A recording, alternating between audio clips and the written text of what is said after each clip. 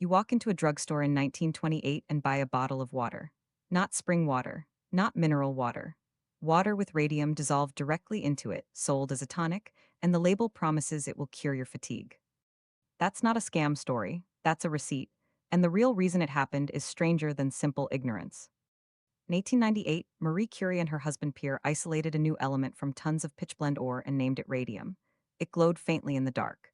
It gave off heat on its own, with no outside source of energy, which looked to a 1900s audience like something close to magic.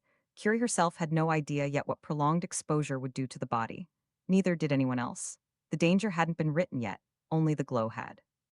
Within a decade, that glow became a business. Entrepreneurs bottled radium-infused water and sold it as Radither, marketed by a man named William J.A. Bailey, who wasn't a doctor at all but let people assume he was. The pitch was simple. If radium could destroy cancer cells in early experimental treatments, then a little bit of it every day must be good for ordinary health, too. Bailey's own ads promised it would restore vitality. He drank it himself publicly for years. Here's the first thing nobody tells you. The science that made radium look safe and the science that made it deadly were the exact same mechanism, just running at a different speed. Radium behaves like calcium in the body. Your skeleton doesn't know the difference. So when you drink radium water, your bones absorb it the way they'd absorb any mineral and store it permanently inside the marrow where your blood cells are made. It doesn't pass through and leave. It moves in. And once it's in your bones, it keeps emitting radiation for the rest of your life, slowly destroying the tissue around it from the inside, one cell at a time, for years before any symptom shows up at all. That delay is the whole reason this went on as long as it did. A wealthy industrialist named Eben Byers drank about 3 bottles of Radither a day for several years, on his doctor's casual advice, to treat a sports injury. By the time his jaw started disintegrating, his bones had already been rebuilding themselves out of a radioactive substitute for calcium for years. He died in 1932. His autopsy found so much radium in his skeleton that his coffin had to be lined with lead. A Wall Street Journal headline afterward read simply, "The radium water worked fine until his jaw came off." That line alone helped end the entire radium tonic industry within a year. But Byers wasn't actually the first warning, he was just the famous one. Years before Byers ever picked up a bottle, women working at US Radium Corporation were hand-painting watch dials with radium-laced paint, so the numbers would glow in the dark for soldiers reading their watches at night. Their employers told them to lick their brushes to a fine point between strokes to keep the lines precise. Some of the women even painted their nails and teeth with it as a party trick, because glowing seemed harmless, even fun.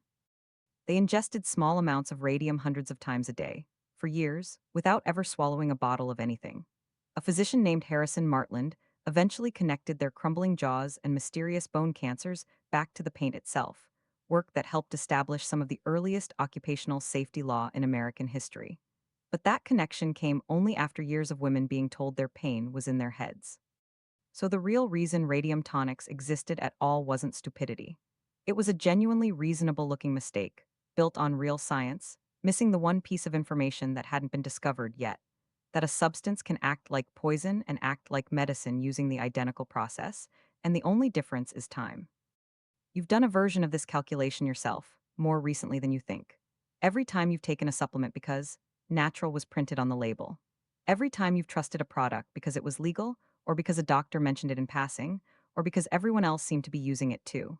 The instinct that let a wealthy man drink glowing water for years is the same instinct that reads FDA approved and stops asking questions. Radium didn't disappear because people got smarter. It disappeared because the bodies of dial painters and industrialists eventually produced enough evidence to overrule the glow.